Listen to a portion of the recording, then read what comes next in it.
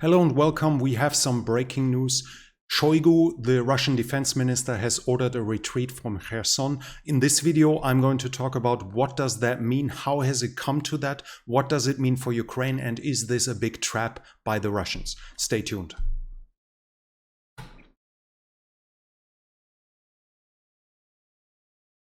The Guardian is reporting here that the Russian defense minister Sergei Shoigu has ordered the retreat.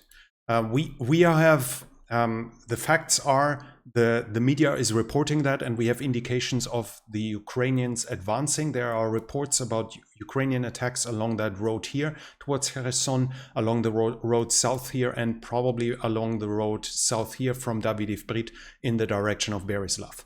Right now, it seems to make sense in the context that this is actually the retreat. Roughly 2 weeks ago, we had the reports that the Russians were starting to withdraw troops, mostly support units, whereas the combat units remained in place. Roughly a week ago, the reports were coming that the Russians are withdrawing their artillery, but the artillery seemed to stay on the other bank of the river, and now is the report that the rest is fleeing.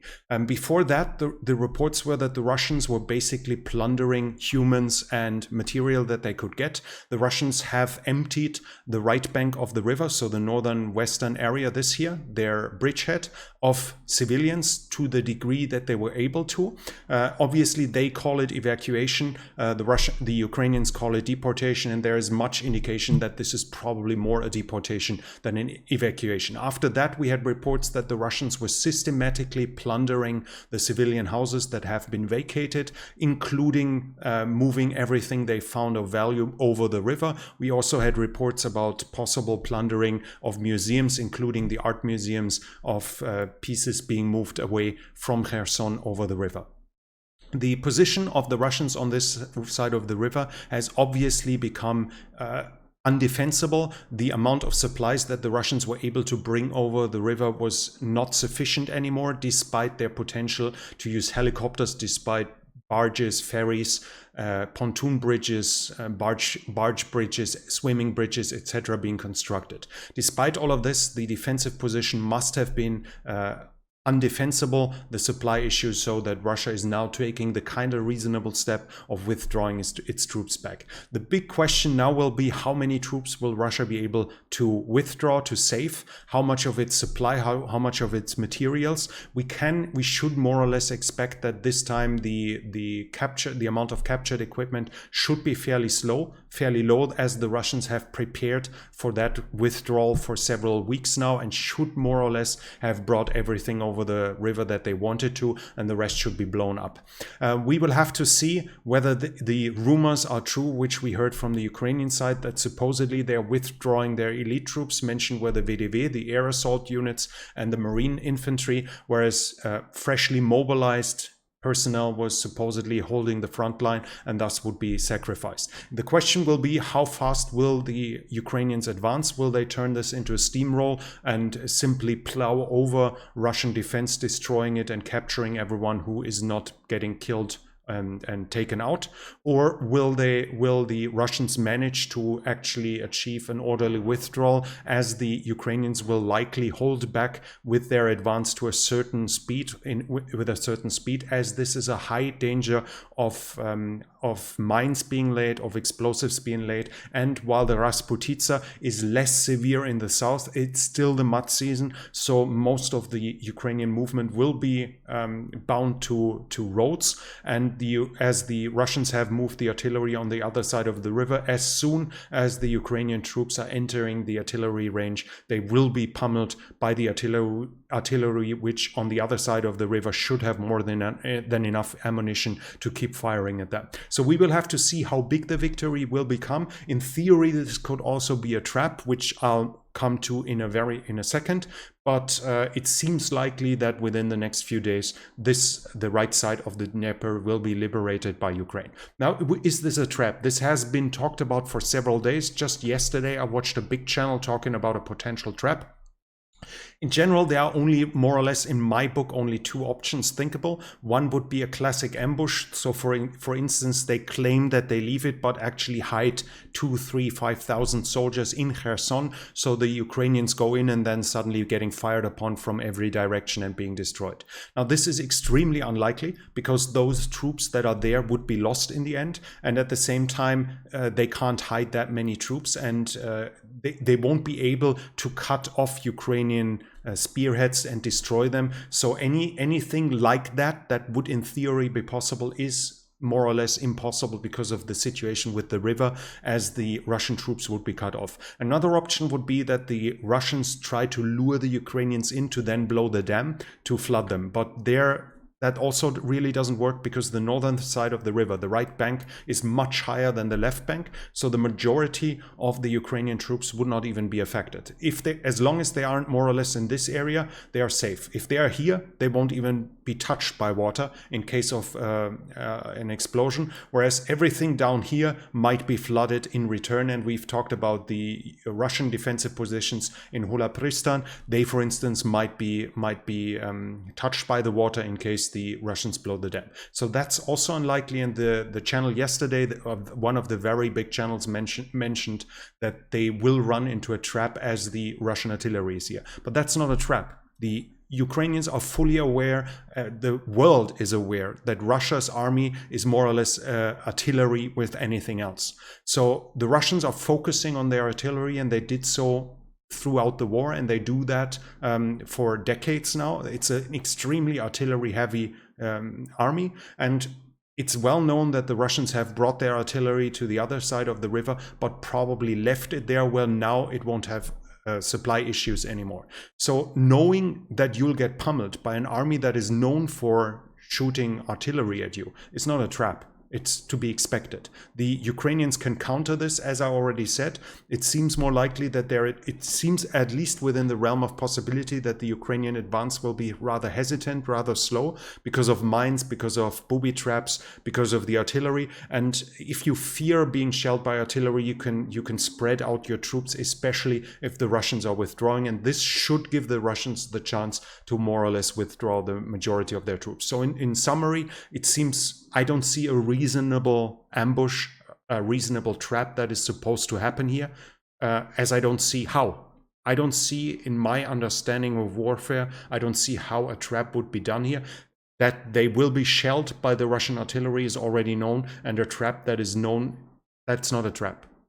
It's simply a fact that the Russians will shell them, and the Ukrainians can adjust to that and can prepare for that. So what is the meaning of this? If we take for granted that Shoigu's order is not some kind of ruse, if we take for granted that probably on Sunday, more or less, Kherson is liberated, the bridgehead over the Dnipro is pushed in, then this is a strategic victory for Ukraine, which is at least as important as the victory in the battle for Kiev. Why is this? Russia was able to sell, and that was a strategic victory too in Kiev, but it was able to sell it at the domestic audience as a planned withdrawal, because they actually claimed that their assault on Kiev was never meant to take Kiev. It was just to distract the Ukrainians so they could capture those areas here. Obviously, from any reasonable objective point, that was nonsense from the beginning, but they didn't intend to convince us. They intended to give arguments to their supporters outside of the country and to their domestic audience. So they could frame their devastating loss in the Battle of Kiev as a planned maneuver, whereas there's no way to frame this as some kind of a success. They have to admit that this is a strategic defeat, and it is, because in tendency it's even worse than Kiev. Why? Kiev, in theory, can be reached again. Now, the Ukrainians have prepared now. They have mined every bridge. They have built defenses. They know that once there's a troop build up here in Belarus, they can expect another assault. But this is more or less 100 kilometers. This is more or less 200 kilometers with no huge natural barriers on the way. Here, to go back to Kherson, they have to cross several hundred meters of the Dnipro River, which then, as soon as they've lost it, will have prepared defenders on the other side ready to fight back as hard as they can, ready to be prepared to repulse any attempt for an amphibious invasion. So while an amphibious invasion over the river is not impossible, it would be extremely bloody and thus is fairly unlikely. By having lost Kherson, though, they have lost any reasonable chance to conquer Mykolaiv and Odessa and then connect themselves to Transnistria. Without having the bridgehead over the Dnipro, reminding you of the difficulties of crossing the river under fire, because this time the Ukrainians won't make that gigantic mistake they did from the beginning of the war of not blowing up the bridges, of actually more or less handing them over to the Russians and allowing them to cross the Dnipro.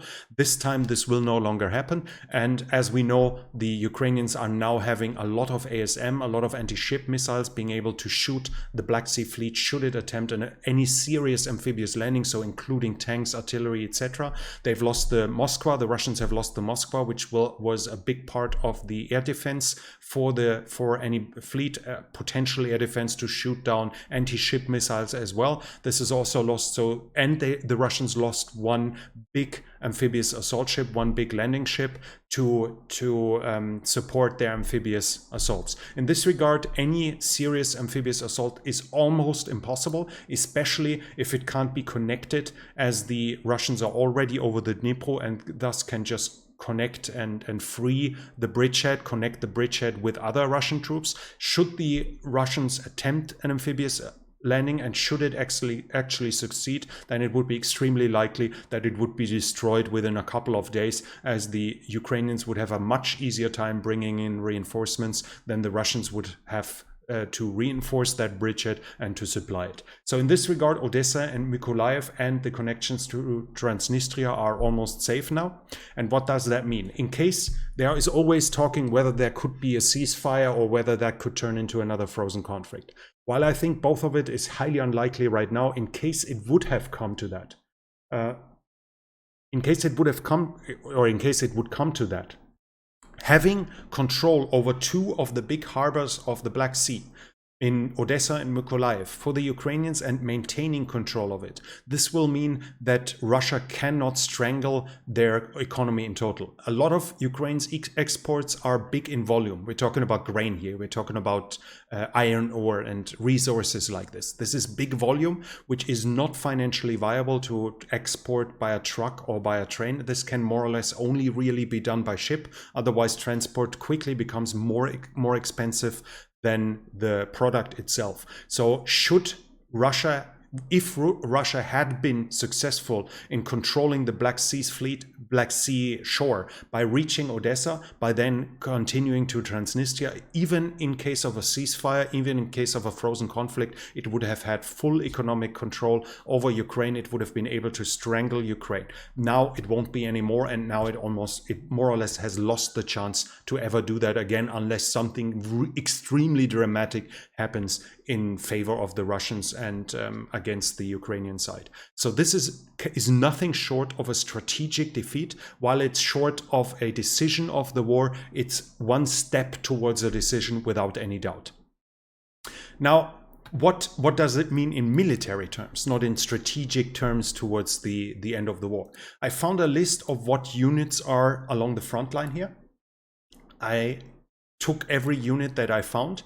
I cannot confirm 100% of those units are currently there on the front line, but all of those units I found within the last 3 months, and I counted 14 brigades of the of what you would more or less call first-rate combat brigade. So army, marines, air assault, mountaineers, etc. Regular brigades, even though we should probably call the National Guards brigades as more or less first-rate, as well, as they are well-trained and now they are combat experienced as well. But that comes to 14 brigades of regular first-rate combat units.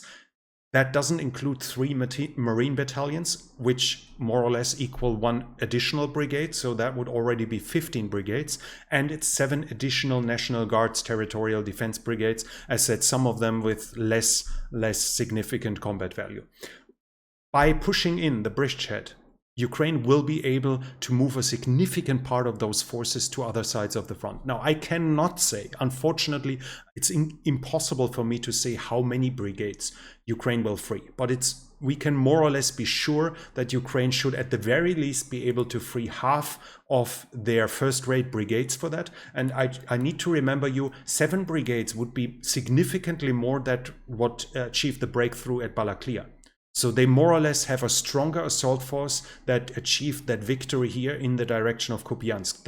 This would allow the Ukrainians to either reinforce existing fronts or completely create a new one.